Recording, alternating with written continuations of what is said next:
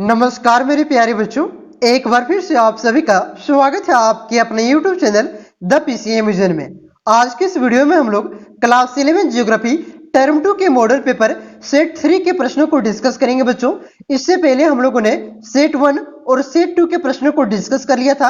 अगर आपने उस वीडियो को नहीं देखा है तो डिस्क्रिप्शन में प्लेलिस्ट का लिंक दिया हुआ है, आप लोग उससे वहां से जाकर के देख सकते हैं बच्चों।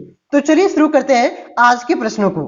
पहला प्रश्न है बच्चों, महासागरीय जल की औसत लवणता क्या है? तो इसका राइट आंसर हो जाएगा 35%। महासागरों की औसत लवणता 35% होता है बच्चों। तो इस 35% का क्या अर्थ है आप लोग यहाँ पे समझिएगा बच्चों। मान के चलते हैं कोई भी समुद्र से अगर आप 1 किलोग्राम जल उठाते हैं बच्चों, तो उसमें अगर 35 ग्राम लवण की मात्रा है तो क्या कहेंगे उसकी लवणता कितनी है? 35% है। अगर उस 1 किलोग्राम में आपको 30 ग्राम लवण की मात्रा मिलती है तो क्या कहेंगे उसकी लवणता 30% है। ठीक है, तो प्रत्येक महासागर में अगर औसत लवणता की बात करें तो कितनी होती है बच्चों? 35% होती है। उसके बाद अगला क्वेश्चन है बच्चों, पृथ्वी के कितने प्रतिशत भाग पर जल है? तो 71% भाग पर आपका क्या है बच्चों? जल है। उसके बाद नेक्स्ट क्वेश्चन है बच्चों, वर्तमान में भारत में कितने राज्य एवं केंद्र शासित प्रदेश है? तो वर्तमान में 28 राज्य है बच्चों और 8 केंद्र शासित प्रदेश है। उसके बाद नेक्स्ट क्वेश्चन है बच्चों, पश्चिमी घाट के किन्हीं 2 दर्रों का नाम लिखिए। तो पश्चिमी घाट के यहाँ पे 3 दर्रों का मैंने नाम लिख दिया है बच्चों, थाल घाट, थोर घाट और पाल घाट। वैसे तो 3 4 आपके 5 6 ठीक है, लेकिन यहाँ पे मैंने 3 प्रमुख दर्रों के नाम लिख दिए हैं। इनमें से कोई भी आप लोग 2 एग्जाम में लिखिएगा। ठीक है, उसके बाद देखिए अफवाह तंत्र किसे कहते हैं? तो ये आपका रिपीटेड क्वेश्चन है बच्चों, शायद सेट 1 या सेट 2 में आपका ये क्वेश्चन था। तो फिर से मैं यहाँ पे आपको बता दे रहा हूं। देखिए बच्चों, जब मुख्य नदी और उसकी सहायक नदियां मिलकर के धारातलीय बनावट के आधार पर जल की दिशा तय करती है तो इसे क्या कहते हैं? अफवाह तंत्र कहते हैं। देखिए बच्चों समझिएगा, मान के चलते ये क्या है? एक मुख्य नदी है। ठीक है, और ये सब क्या है? इसकी सहायक नदियां है बच्चों। ये मुख्य नदी और ये सहायक नदी, ये दोनों मिलकर के यहाँ पे जो जल आ रहा है इस नदी में, इसकी दिशा जो तय करती है बच्चों, इसी को क्या कहते हैं? अफवाह तंत्र कहते हैं। मतलब ये पूरे तंत्र को क्या कहेंगे? अफवाह तंत्र कहा जाता है। ये बनावट को क्या कहते हैं? अफवाह तंत्र कहते हैं बच्चों। क्लियर है? ये क्वेश्चन आपका बहुत ही ज्यादा वीवीआई है बच्चों। ये आपका मॉडल पेपर में रिपीट हो रहा है, मतलब आपके बोर्ड एग्जाम में पूरी तरह से आने की संभावना है। वीवीआई का स्क्वायर आप लोग लगा लीजिए, ये आपके बोर्ड एग्जाम में फिक्स आएगा। उसके बाद देखिए बच्चों, छठा प्रश्न है आपका, नर्मदा नदी का उद्गम स्थान कहां है? तो नर्मदा नदी कहां से निकलती है बच्चों? अमरकंटक की पहाड़ी से निकलती है। और ये अमरकंटक की पहाड़ी कौन से राज्य में स्थित है? तो मध्य प्रदेश में। ठीक है, और यहीं से आपका सोन नदी भी निकलता है। तो दोनों पॉइंट आप लोग ध्यान में रखिएगा कि नर्मदा नदी और सोन नदी दोनों आपका अमरकंटक के पहाड़ी से निकलती है। और अमरकंटक की पहाड़ी कौन से राज्य में स्थित है? तो मध्य प्रदेश में स्थित है बच्चों। उसके बाद अगला क्वेश्चन पे आते हैं बच्चों। अगला क्वेश्चन है, और ये थोड़ा कंफ्यूजन वाला क्वेश्चन है, तो आप लोग यहाँ पे थोड़ा ध्यान दीजिएगा बच्चों। देखिए, भारत की तटीय रेखा की लंबाई कितनी है? अगर भारत की मुख्य भूमि की तटीय रेखा की लंबाई की बात करें बच्चों तो 6100 किलोमीटर है। अगर इसमें द्वीपों की लंबाई को भी शामिल कर लिया जाए तो ये कितनी हो जाती है? 7516 किलोमीटर हो जाती है। तो आप लोग क्या कीजिएगा, बोर्ड एग्जाम में दोनों लिखिएगा। ठीक है, यहाँ पे क्या पूछा गया है वो क्लियर नहीं है। अगर इस प्रकार से आपके बोर्ड एग्जाम में पूछे तो आप लोग दोनों लिखिएगा भारत की मुख्य भूमि की तटीय रेखा की लंबाई 6100 किलोमीटर है और द्वीपों को शामिल करके कुल तटीय लंबाई 7516 किलोमीटर। ठीक है, दोनों लिखने से आपके बोर्ड एग्जाम में फुल मार्क्स मिल जाएंगे। उसके बाद देखिए बच्चों, अगला क्वेश्चन है, मौसम और जलवायु में अंतर स्पष्ट करें। तो सबसे पहले हम लोग समझते हैं कि मौसम और जलवायु किसे कहते हैं, उसके बाद इसमें क्या अंतर है उसको देखेंगे बच्चों। देखिए बच्चों, सबसे पहले हम लोग समझते हैं मौसम किसे कहते हैं। तो देखिए बच्चों, जो मौसम होता है वो तुरंत परिवर्तन हो जाता है। मान के चलते हैं आपका अभी समय शाम का, ठीक है, और अभी मौसम क्या है? आपका आसमान पूरा साफ है और रात होते होते क्या हो गया? बारिश हो गया। तो तुरंत जो ये परिवर्तन हुआ इसे को क्या कहेंगे? मौसम परिवर्तन हुआ बच्चों। और जलवायु परिवर्तन किसे कहते हैं आप लोग समझिएगा बच्चों। अभी जो इतनी गर्मी पड़ रही है बच्चों, तो आप लोग न्यूज में देखते होंगे कि गर्मी ने तोड़ा 50 सालों का रिकॉर्ड। तो 50 साल पहले इतनी गर्मी नहीं पड़ती थी, अब क्यों पड़ती है? तो ये जो परिवर्तन हुआ बच्चों, पहले क्या होता था, 50 साल पहले इतनी गर्मी नहीं पड़ती थी, अब इतना गर्मी पड़ रहा है, तो अब जो ये परिवर्तन हुआ बच्चों, इसी को क्या कहेंगे? जलवायु कहेंगे। ठीक है, तो ये जलवायु परिवर्तन हुआ। और अभी मौसम साफ है, ठीक है, अभी साफ है पूरा आसमान, और रात होते होते क्या हुआ? बारिश हो गया, तो इसी को क्या कहेंगे? मौसम परिवर्तन। मौसम जो होता है बच्चों आपका, वो तुरंत परिवर्तन होता है, उससे क्या कहेंगे? मौसम कहेंगे। और जो लगभग लॉन्ग टाइम पीरियड में परिवर्तन होता है, उससे क्या कहेंगे बच्चों? जलवायु कहेंगे। ठीक है, क्लियर है बच्चों? तो देखिए इसमें क्या क्या अंतर है, पहले उसको देखिए। देखिए बच्चों, पहले देखते हैं मौसम क्या है। वायुमंडल में होने वाले क्षणिक परिवर्तन को क्या कहते हैं? मौसम कहते हैं। और यह सीमित क्षेत्र को प्रभावित करता है। देखिए मौसम परिवर्तन होता है तो यह सीमित क्षेत्र को प्रभावित करता है बच्चों। अगर यहाँ पे अभी मौसम साफ है, तो अभी यहाँ पे बारिश हो गया, तो यहीं पे आसपास ही बारिश होता है 10-20 किलोमीटर। अगर गिरिडीह में बारिश हो रहा है तो धनबाद में बारिश नहीं होता है, तो मौसम क्या होता है? ये कुछ ही क्षेत्र को प्रभावित करता है। और जलवायु परिवर्तन होता है तो बहुत ही बड़े क्षेत्र को प्रभावित करता है। अगर जलवायु परिवर्तन होता है तो पूरे भारत में परिवर्तन होता है बच्चों, भारत के साथ पाकिस्तान में भी परिवर्तन होता है। तो एक सीमित क्षेत्र को प्रभावित करता है, और जो जलवायु होता है वो लार्ज क्षेत्र यानी कि विस्तृत क्षेत्र को प्रभावित करता है। तीसरा है, ये तत्कालीन एवं क्षणिक घटित होता है, मतलब यह तुरंत घटित होता है। अभी मौसम साफ है तो तुरंत रात को क्या हुआ? पानी पड़ गया, तो इसी को क्या कहेंगे? मौसम कहा जाता है। ठीक है, और जलवायु आपका लॉन्ग टाइम में। देखिए बच्चों, इसमें जलवायु में किसी विस्तृत क्षेत्र के 30-35 वर्ष में मौसम की दशाओं का कुल योग अध्ययन को क्या कहते हैं? जलवायु कहते हैं। यह किसी लंबे एवं विस्तृत क्षेत्र को प्रभावित करता है। ठीक है, और इसका प्रभाव लगभग कितना साल बाद दिखता है? ये आपका 30 से 35 वर्ष बाद दिखता है। 50 साल पहले इतनी गर्मी नहीं पड़ती थी, अभी इतनी गर्मी पड़ती है। कारण क्या है बच्चों? उस समय उतना कार्बन का इमिशन नहीं होता था, मतलब कार्बन डाइऑक्साइड नहीं छोड़ा जाता था, फैक्ट्रियां उस समय उतना नहीं थी। अभी फैक्ट्रियां आपका है बच्चों, इस फैक्ट्रियां बढ़ गई, इस वजह से बढ़ते बढ़ते बढ़ते उसका प्रभाव अभी दिख रहा है। ठीक है बच्चों, क्लियर है? उसके बाद देखिए बच्चों, समझते जाइए, एग्जाम में आप लोग अपने से लिख सकते हैं। इसका पीडीएफ आपको टेलीग्राम ग्रुप में मिल जाएगा बच्चों, लेकिन 1-2 दिन मांग मिलेगा। ठीक है, अभी आप लोग वीडियो से तैयारी कीजिए। अभी सेट 1 और सेट 2 का पीडीएफ मैंने अपलोड कर दिया है, उसे आप लोग पढ़ सकते हैं, उसे नोट डाउन कर सकते हैं बच्चों। ठीक है, साथ ही साथ मैं आपको बताना चाहूंगा बच्चों, हिस्ट्री के पूरे 3 सेटों का सोल्यूशन अपलोड हो चुका है। हिंदी इलेक्टिव का 2 सेट, और आपका साथ ही साथ इकोनॉमिक्स का भी 2 सेट का आपका ये मॉडल पेपर का सॉल्यूशन अपलोड हो चुका है बच्चों। और कौन से सब्जेक्ट का आपका मॉडल पेपर का सॉल्यूशन चाहिए बच्चों, कमेंट करके जरूर बताइएगा। ठीक है, और अगर आप चैनल पे नए हैं तो चैनल को सब्सक्राइब जरूर कीजिएगा बच्चों। आप सभी के लिए मैं इतना मेहनत कर रहा हूं, आप मेरे लिए इतना भी नहीं कर सकते क्या? तो चैनल को सब्सक्राइब जरूर कीजिएगा। ठीक है, आपको देखिए कहीं आपको आंसर मिल जाएगा, ठीक है, लेकिन इतना क्वालिटी आंसर नहीं मिलेगा, जैसा तैसा आंसर मिलेगा, और समझाया भी नहीं जाता है। जहां तहां वीडियो मिल सकता है, यूट्यूब पे बहुत वीडियो मिल जाएगा। ठीक है, लेकिन इस तरह से क्वालिटी एजुकेशन आपको नहीं मिलेगा बच्चों। चलिए, उसके बाद 9वां क्वेश्चन है बच्चों, जलोढ़ मिट्टी से आपका क्या तात्पर्य है? यह भारत में कहां पाया जाता है? तो देखिए बच्चों, हिमालय से निकलने वाली नदियों के द्वारा लाए गए अवसाद से के जमे गाद को जलोढ़ मृदा कहते हैं। देखिए बच्चों, हिमालय से कौन कौन सी नदियां निकलती है? जैसे आपका गंगा हो गया, ब्रह्मपुत्र हो गया। ब्रह्मपुत्र आपका तिब्बत से निकलता है, लेकिन मान के चलते ये भी आपका हिमालय का ही एक भाग है बच्चों। तो यहां से जो नदियां निकलती है उसके द्वारा लाए गए अवसाद से जो गाद जमता है बच्चों, उसी को क्या कहते हैं? जलोढ़ मृदा कहते हैं। उत्पादन की क्षमता के आधार पर इसे 2 भागों में बांटा गया है, जिसे आप लोगों ने पढ़ा होगा, बांगर और खादर बच्चों। तो बांगर किसे कहते हैं? देखिए बच्चों, पुरानी जलोढ़ मृदा को क्या कहते हैं? बांगर कहते हैं। और यह क्या होता है? कम उपजाऊ होता है बच्चों। और नई जलोढ़ मृदा को क्या कहते हैं? यहाँ पे आप लोग थोड़ा मिसप्रिंट हो गया है, सुधार लीजिएगा। खादर किसे कहते हैं? नई जलोढ़ मृदा। ठीक है, यहाँ पे नहीं होगा, नहीं होगा। नई जलोढ़ मृदा को क्या कहते हैं? खादर कहते हैं। और यह बांगर की तुलना में ज्यादा उपजाऊ होता है, अधिक उपजाऊ होता है।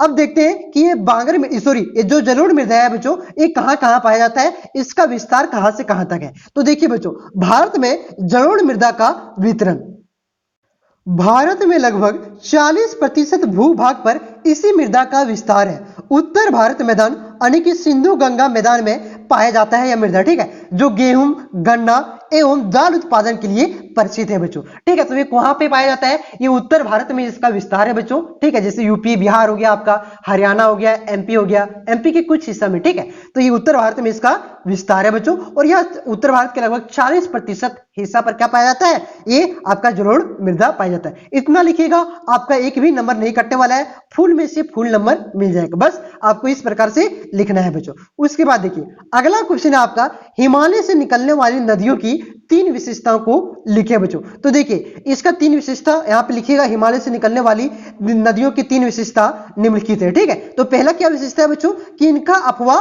क्या है, अधिक है। दूसरा विशेषता है इसका कि इनमें वर्ष भर जल का भाव होता है, मतलब ये मौसमी नहीं होता है, ये आपका जो होता है मानसूनी नदी नहीं होती बच्चों, इसमें वर्ष भर 12 माह इसमें जल का भाव होता है बच्चों। उसके बाद तीसरा इसका विशेषता बच्चों, इसमें इसके द्वारा डेल्टा का निर्माण होता है, जिससे गंगा आपका डेल्टा का निर्माण करता है। सुंदरवन डेल्टा जो विश्व की सबसे नदी घाटी मतलब सबसे बड़ी डेल्टा है बच्चों। सुनिए कि नहीं सुने?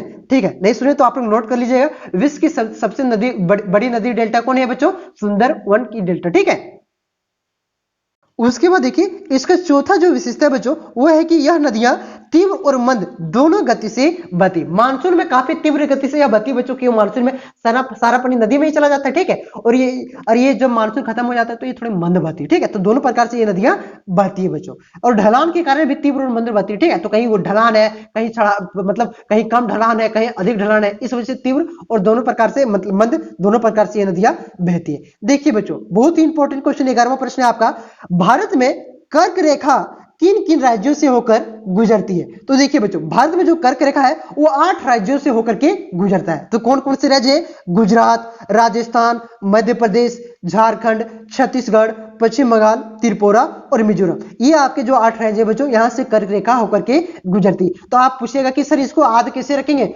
आद नहीं रहेगा, 8 राज्य कैसे याद रखेंगे? तो यहाँ पे एक ट्रिक है बच्चों, देखिए ट्रिक क्या है बच्चों, मित्र पर गमछा छाड़। मी से क्या हो गया आपका? मिजोरम हो गया। त्र से आपका क्या हो गया बच्चों? त्रिपुरा हो गया। प से आपका क्या हो गया? पश्चिम बंगाल हो गया।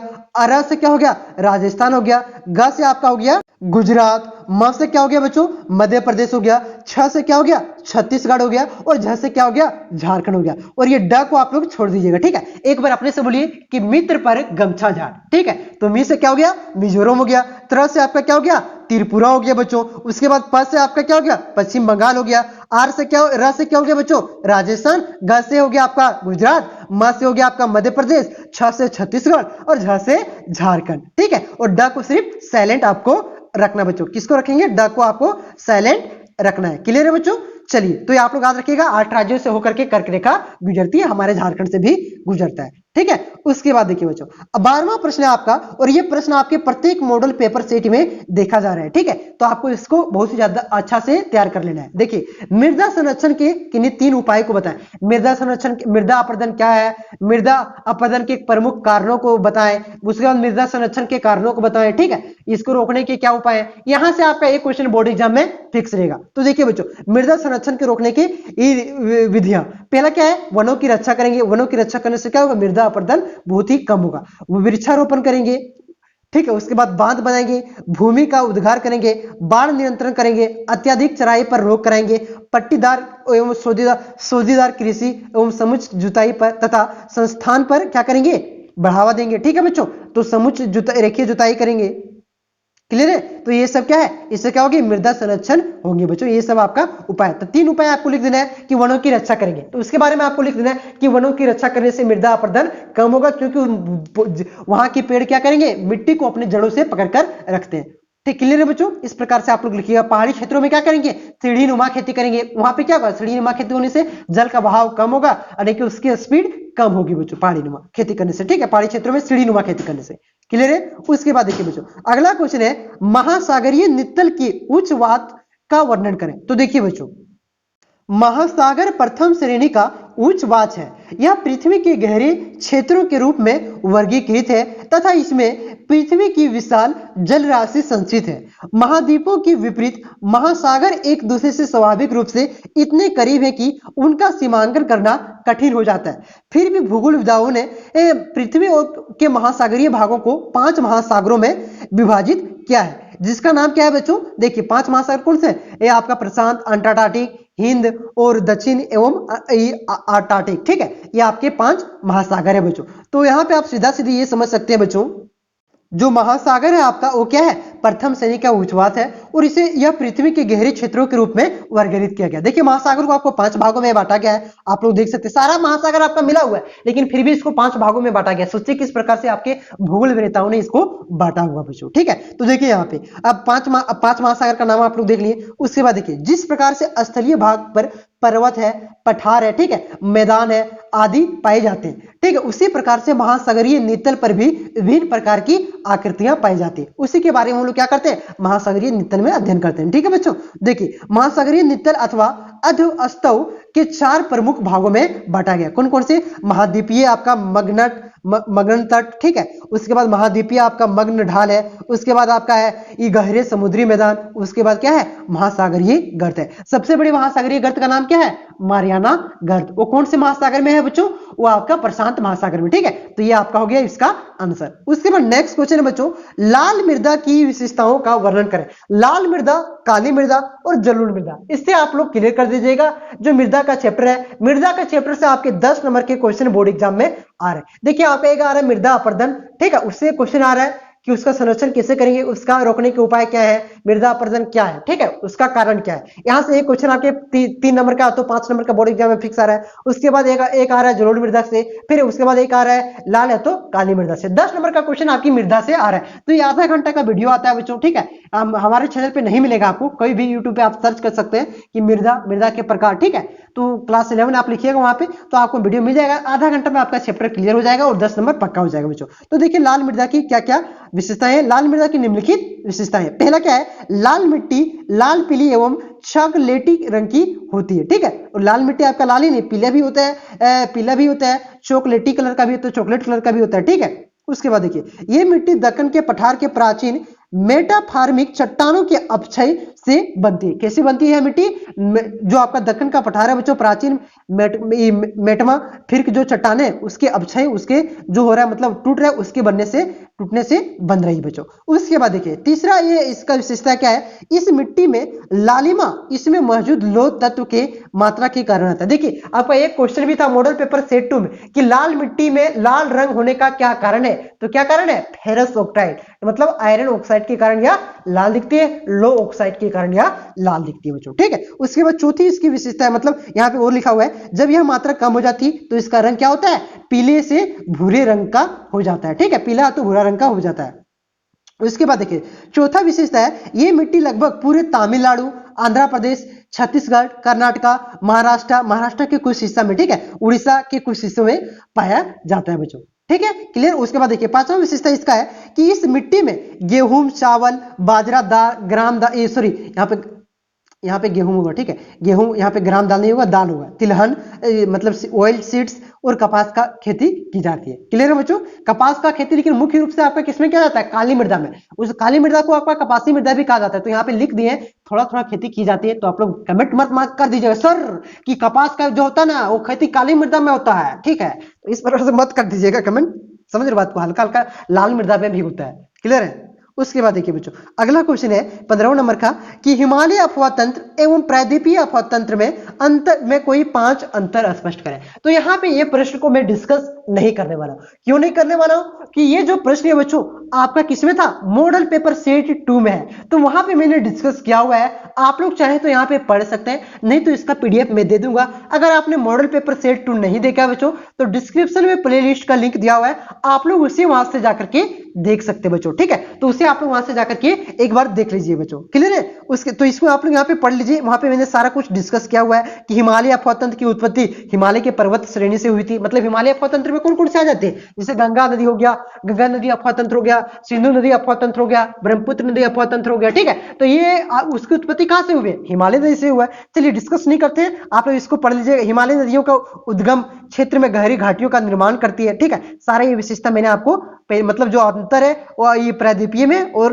हिमालय अफवाह में, इस सारा मैंने आपको पढ़ा दिया। ठीक है, तो इसका स्क्रीनशॉट एक बार लीजिए और तो पढ़ लीजिए। वीडियो रोकिए, यहाँ पे रोकिए, रोक दें चाचा, हाँ रोक लिए ना। चलिए चचा बोले कोई दिक्कत नहीं है, कोई गलत बात नहीं बोले।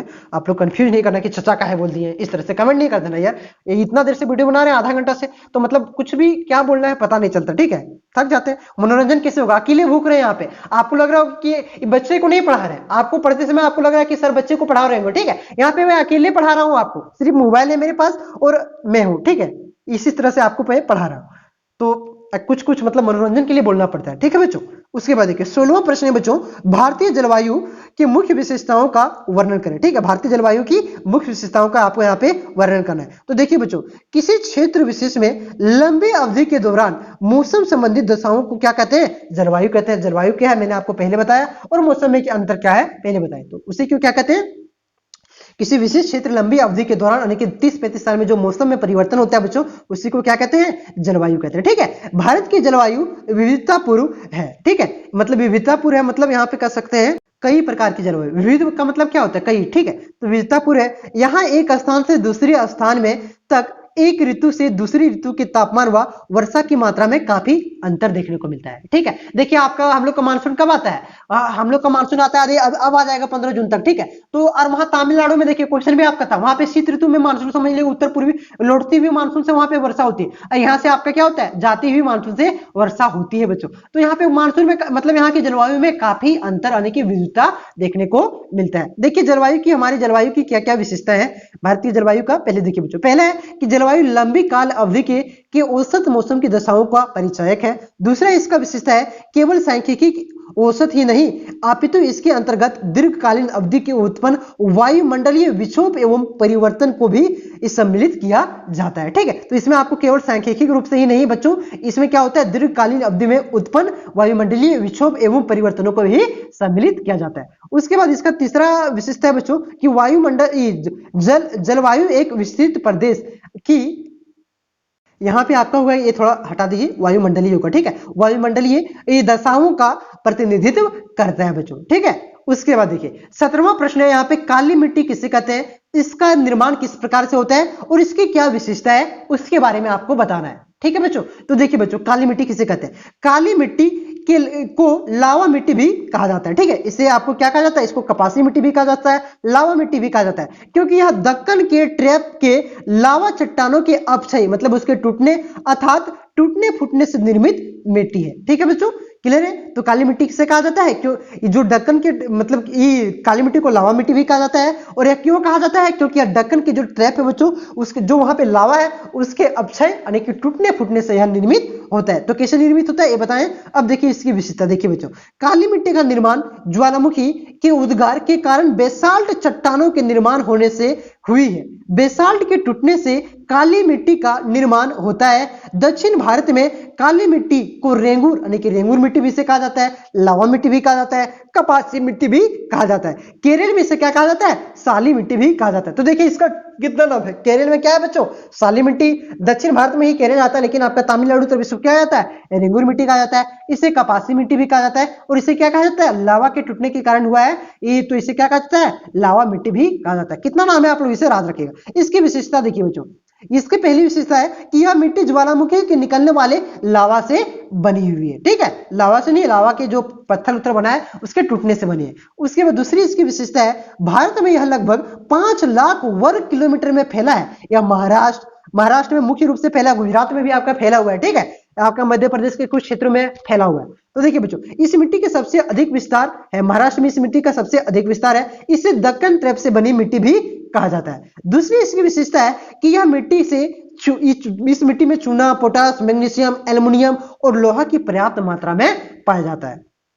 उसके बाद इसकी अगला विशेषता है बच्चों कि यह मिट्टी यह बहुत ही उपजाऊ मिट्टी होता है। ठीक है, और यह कपास की उपज के लिए प्रसिद्ध है। ठीक है, इसलिए इसे कपासी वाली मिट्टी भी कहा जाता है। तो इसमें कपास काफी अच्छा से उपज जाता है, काफी उपजाऊ मिट्टी है। इसका ज्वालामुखी से के उत्पन्न होने से इस मिट्टी का निर्माण हुआ है। ठीक है, यही सब आपको लिखना है, ज्यादा आपको नहीं लिखना है। उसके बाद पांचवा इसकी विशेषता है बच्चों, देखिए इस मिट्टी में नमी को रोकने के लिए प्रचुर शक्ति होती है, इसलिए वर्षा के कम होने पर भी सिंचाई की आवश्यकता नहीं होती। मतलब क्या होता है, हम लोग झारखंड में देखिए एक अटी पानी नहीं पड़ा धान मर जाता है। धान मरता मतलब समझ रहे हो ना, सूख जाता है धान। और इस मिट्टी में अगर हम लोग धान लगाते हैं बच्चों, कपास इसमें क्यों लगाया जाता है? क्योंकि इसमें नमी को सोख लिया जाता है। अगर इसमें लंबे अंतराल मतलब 1-1.5 महीना बारिश भी नहीं हुआ, फिर भी इसमें पानी की आवश्यकता नहीं पड़ती, सिंचाई की आवश्यकता नहीं होती है। और हमारे यहाँ क्या होता है, अगर 1-1.5 महीना अगर बारिश नहीं हुई तो क्या होता है बच्चों, तुरंत धान मरने लगता है यार।